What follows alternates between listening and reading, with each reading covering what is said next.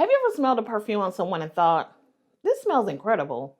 But then you turn around and spray it on yourself and you're thinking, why doesn't it smell the same on me? Today I'm breaking down why fragrances smell different on everyone and how to find the scent family that matches your vibe. Hey y'all, it's me, Chelsea, and I talk about fashion, beauty, and if you like finding out what works for you, then you're in the right place. Today we're doing fragrance one-on-one because fragrance is not only what you wear, but it's an extension of your style and lifestyle. I wanted to create this series so that for the newcomers of fragrance, or if you're in fragrance but you still kind of want to understand more in depth about fragrances, we're going to be talking about all that in this series. We're going to be talking about the fragrance families, middle notes, top notes, heart notes. We're going to be talking about different fragrance terminology. We're going to talk about all things fragrances, and I'm going to put it in a little playlist. And what I'm going to do is create like 10 to 15 minutes. I'm going to try not to go over 15 minutes because I want to keep them nice and concise. So I just want to give you spurts of information so that way you can have to carry on with you in your fragrance repertoire. Because y'all know me, at the end of the day, yes, I love fashion, beauty, and lifestyle. And although this is what we're talking about, but I think it's important to know a little about a lot so that way you're a more interesting person to talk to. All right, so without further ado, let's get into it. Let's start with the basics. So fragrance is essentially a blend of oils, alcohol, and scent molecules that react with your body chemistry. And here is where you want to listen up, because this is where I'm about to get into why fragrances smell one way on person A and a total different way on person B. Perfume don't just sit on your skin, it actually reacts with your skin. Things like skin chemistry, body heat, and natural oils all play a role. Now here is where what you eat and your water intake plays a part in how a fragrance performs. Because again, it's a mixture of your skin chemistry, your body heat, and your body oils. So we all have natural body oils, and what we eat, y'all know the term, what goes in must come out. So whether it comes out the traditional way, 1 and 2, you know what I mean? And some things come out of our pores. Like I'm a garlic eater. I love garlic. I try not to eat it a lot of times because I don't want it to alter how I smell, because it does come out of your pores if you eat a lot.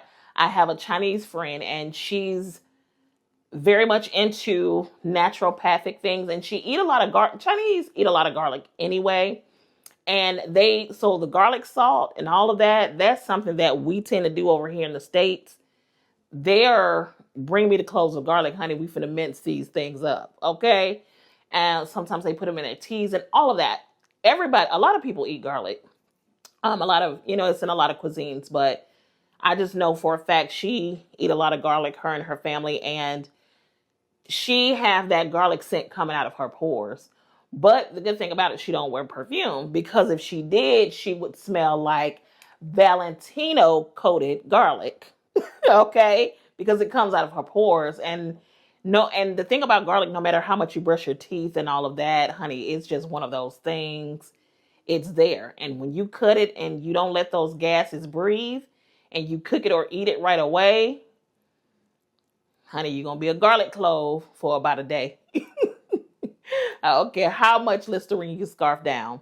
So that's, again, if you eat a lot of aromatics like garlic, like ginger is not so bad, but it is an aromatic. Onions, if you eat saffron, especially like Middle Eastern fragrances, that's why they're so strong, because of the curry, the saffron, onions, the ginger, the turmeric. All of those things smell very strong coming out of your body. And it comes out of your pores. So it's mixing in with your body chemistry. So that's the reason why those fragrances they tend to like or gravitate towards are strong and oody and woody and things like that, because that's the only thing that's going to cut through. So something like this right here would be yesterday's news because it will not be able to stand up to all those aromatics coming out of your body like that. So that's just a lesson there. It all depends on what you eat as well. So that's going to be why person A, who drinks a lot of water, because that has a lot to do with it too. Because your skin have to be hydrated in order to cling on to these fragrances. So if you don't drink a lot of water, You're the high C queen. You're the Sprite queen, the Dr. Pepper queen. You drinking everything but water.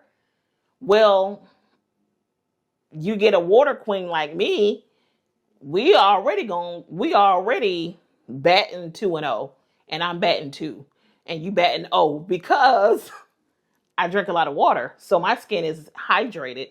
You are dehydrated with all of that chemically drinks and all of that, and you ain't drinking a lot of water. So you already batting for a short lasting fragrance versus something on me may be able to last 6 hours. You may get 2 or 3 hours out of it.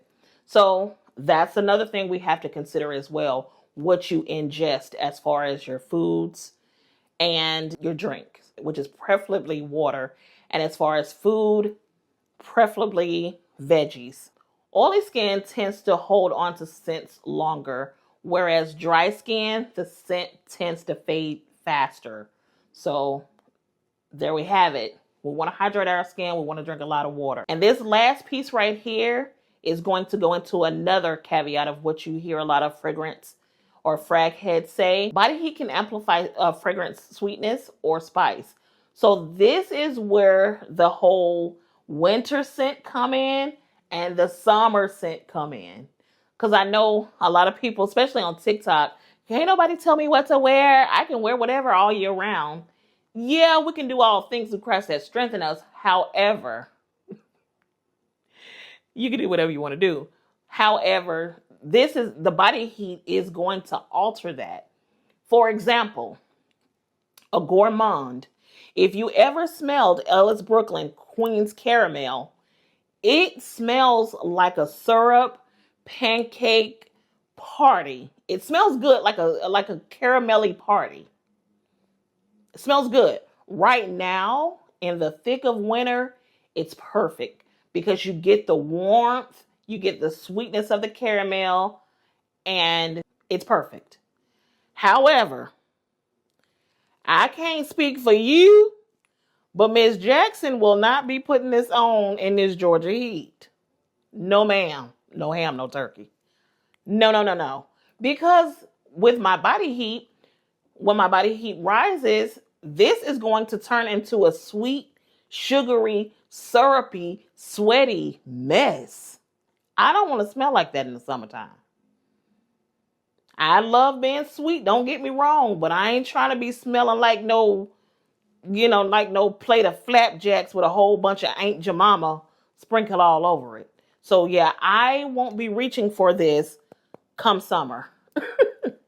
But right now it's perfect because my body heat isn't that high, so it's not intensifying that sweetness.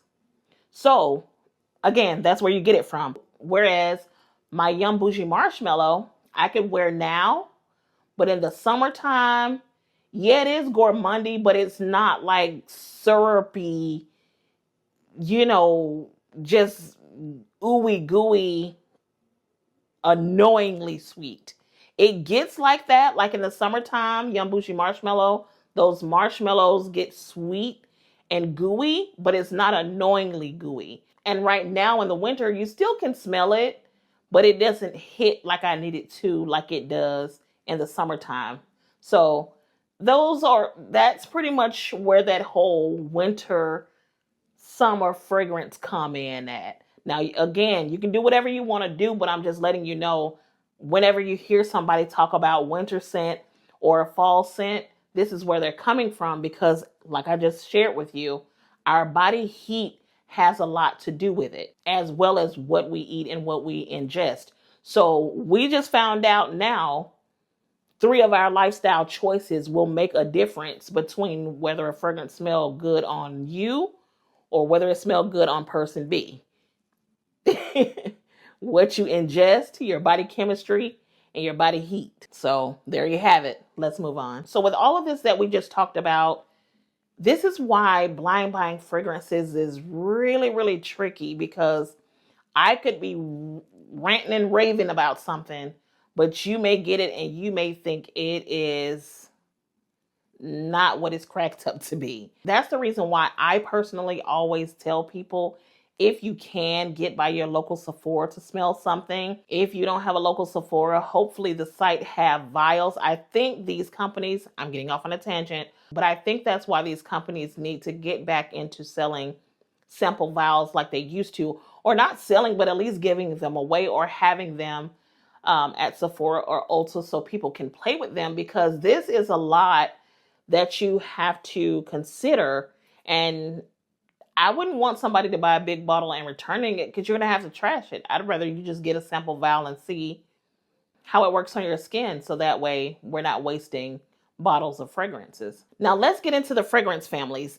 And this is where fashion and lifestyle come in. Fragrance group number 1 are florals. So these are your peonies, your tuberose, your roses, your jasmines, all the things. And my 2 examples that I have in my collection are Burberry Her and Kayali Fleur Majesty. Burberry Her is classified as a warm, fruity floral because you got the strawberries in it, and I think it's raspberry, and it's very creamy, so I think that's where that warmth coming in at. And Kayali Fleur Majesty is classified as a warm, fruity floral as well.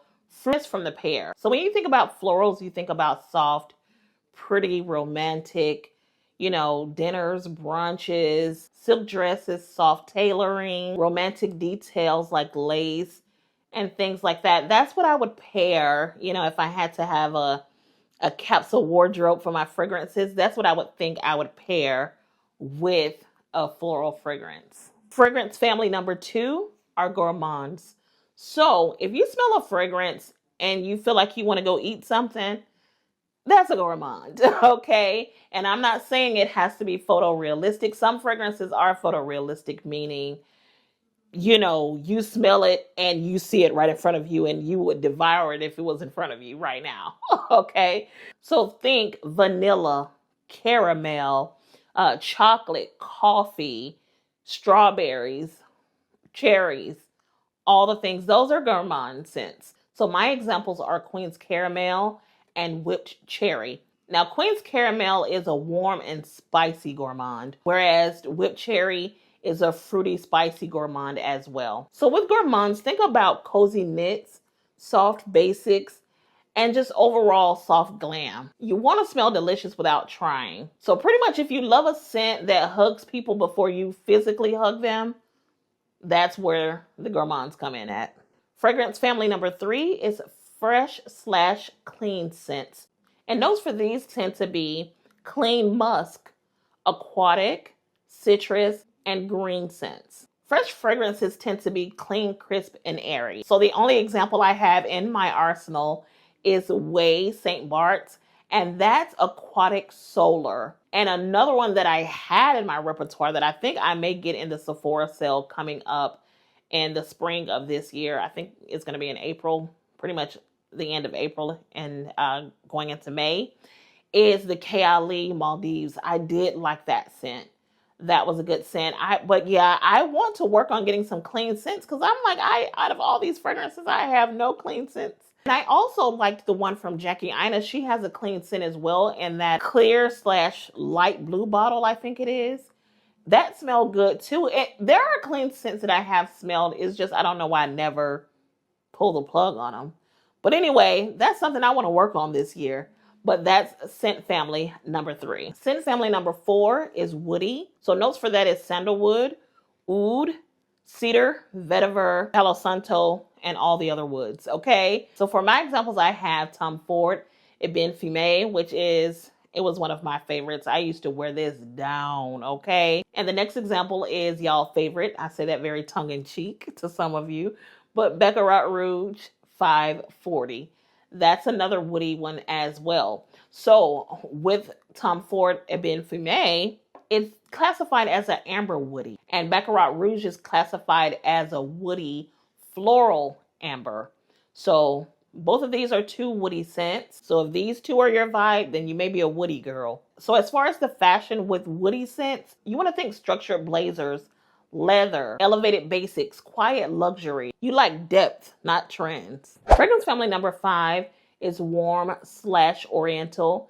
And the notes for that tends to be amber, spice, resin, and incense. So my two examples for that is the New Cali Musk Santal, and the other one is Black Orchid in the gold bottle, which is my favorite by Tom Ford. These are bold, sensual, and unforgettable.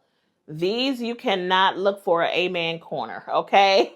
Especially with the Tom Ford one. Tom Ford as a line is already an acquired taste, but this one is definitely an acquired taste. It's sweet, rummy. Oh my God, it smells so good. Kayali is characterized as warm and spicy, and Tom Ford is warm oriental. So fashion looks that you would go for with these scents are statement pieces, like night out pieces. You can't be a girl that shies away from attention. You got to be confident, magnetic, and just unapologetically you, honey, to pull these scents off. If you want to leave a scent trail when you walk by, then this fragrance family is calling your name. Last up is the Conglomeration family. And yes, it's something I made up, but what it is, some scents are just a mixture of a few of the five. Now, first up is MFK Kirky, which is my favorite summer scent. Now, this lands under two of the five fragrance families. So it lands under floral and gourmand. And it is floral, and it does smell, something edible about it as well. Maybe with the peach and things like that. So again, Conglomeration, you got two of the five. Next up is my all-time fave, which is Greenwich Village by Bond Number 9. And it lands under floral and oriental. And then last up is Valentino, Donna Born and Roma Ivory. And that lands under oriental, floral, and gourmand. So 3 out of 5. So that's my last one. So we're going to wrap it up here. I hope I was able to help you. I hope you learned something, in this video. So comment below which fragrance family you think you're a part of, and I'll start recommending in the comments. We'll chat. Don't forget to like, comment, share with a friend who may want to start learning more about fragrances as well. Sharing is caring. See you next week for episode number 2. Bye.